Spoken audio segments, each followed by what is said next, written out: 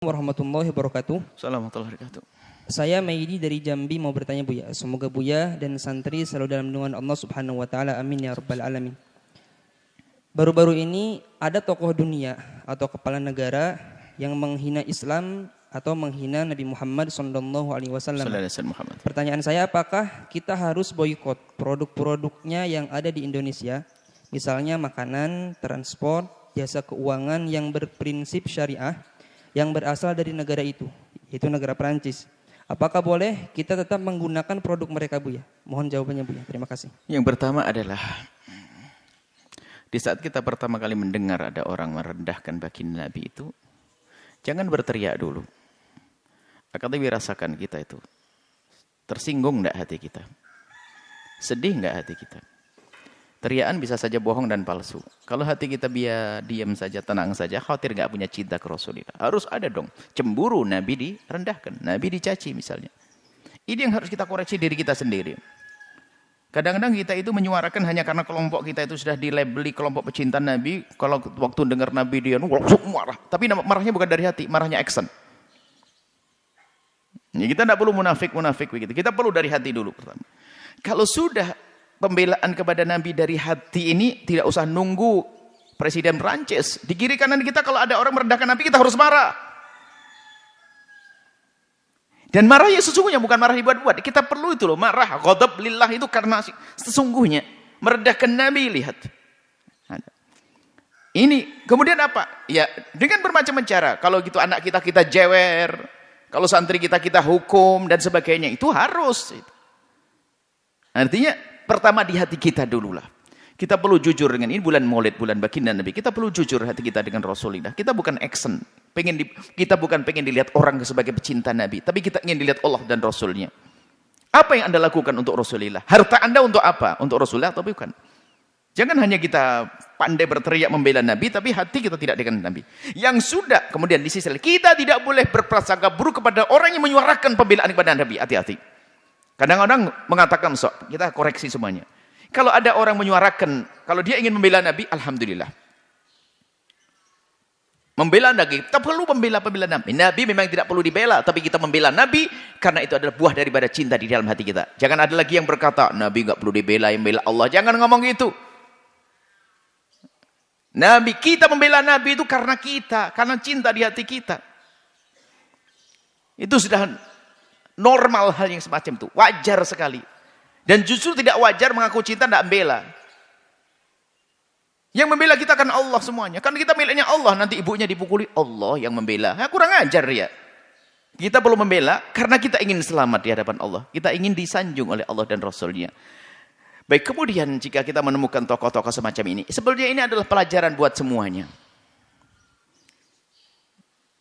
Siapa yang peduli kepada Islam? Negara yang katanya punya menjaga hak asasi manusia.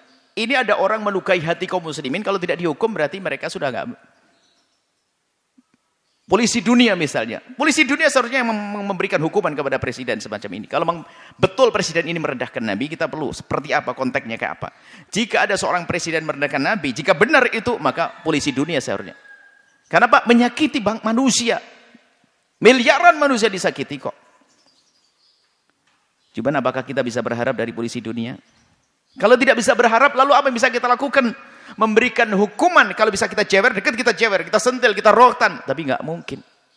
Lalu bagaimana caranya? Sudahlah biar rakyatnya saja menghujat dia, biar rakyatnya menghukum dia dengan cara, ini sebagian ulama mengatakan boikot.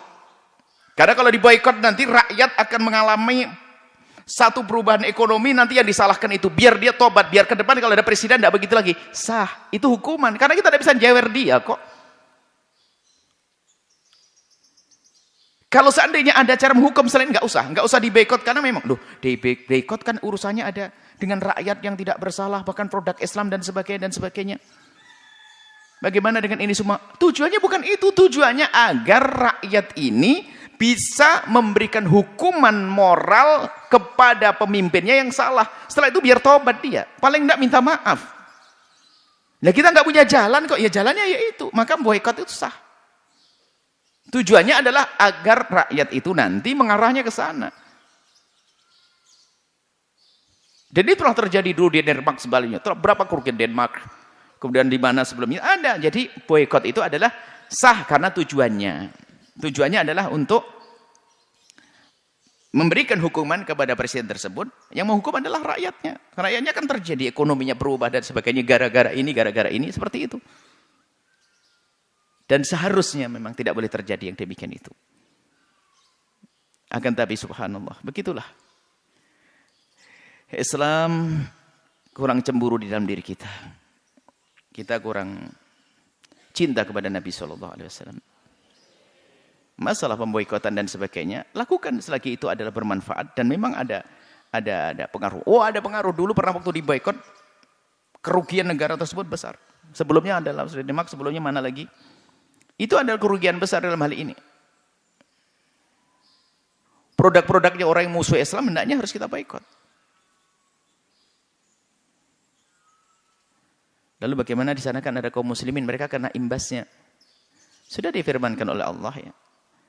Kalau kita masih berada di kalangan orang-orang kafir, biasanya ada musibah yang Allah timpakan kepada orang kafir, orang Islamnya juga kena. Tapi bagi orang beriman di sana, ingat, orang beriman muslim di Perancis dengan kondisi saat ini diboikot, kemudian ekonomi menjadi rusak, maka dia akan menjadi sempit rizkinya, maka akan diangkat derajatnya. Jangan khawatir hai orang beriman yang ada di Perancis sana. So, musibah yang Allah timpakan kepada satu kaum karena maksiat, karena dosanya satu kaum, orang beriman yang baik pun akan kena di situ. Cuman bedanya, kalau orang beriman akan diangkat derajatnya oleh Allah. Seperti itu. Jadi kalau seperti itu adalah sah-sah saja jika pertama benar bahasanya terjadi penghinaan siapapun. Makanya ini kan yang kami sampaikan dia hanya berlaku kepada presiden Perancis, siapapun. Kalau terjadi penghinaan hendaknya diberi hukuman. Hukuman kalau dekat dicewer langsung ditegur dekat. Kalau satu bangsa mungkin segera didatangi suruh minta maaf kemudian dihukum. Kalau di Indonesia, karena di luar Indonesia kita tidak punya, ya barangnya jangan masuk, kita diboikot. Itu sah-sah saja. Kalau ada cara yang lain, mungkin ada ide cemerlang, apa sih menjadikan dia tobat dan menjadi pelajaran buat yang lainnya agar tidak melakukan yang serupa? Ayo kita lakukan. Tujuannya itu sebetulnya. Semoga Allah menambahkan kecintaan kita kepada baginda Nabi SAW. Dan semoga Allah SWT memberikan hidayah kepada siapapun yang saat ini punya kebencian kepada baginda Nabi. Allah berikan petunjuk hidayah sehingga menjadi perindu dan pecinta Nabi. Dari dulu sudah ada. Sayyidina Umar membenci Nabi menjadi pecinta. Sayyidina Khalid membenci Nabi menjadi pecinta. Akan tapi selagi mereka belum ikrar tobat dan kembali kepada jalan yang benar, maka mereka harus berurusan di dunia, harus direndahkan dulu, dihukum, sebelum nanti di akhirat dihukum oleh Allah Subhanahu wa taala.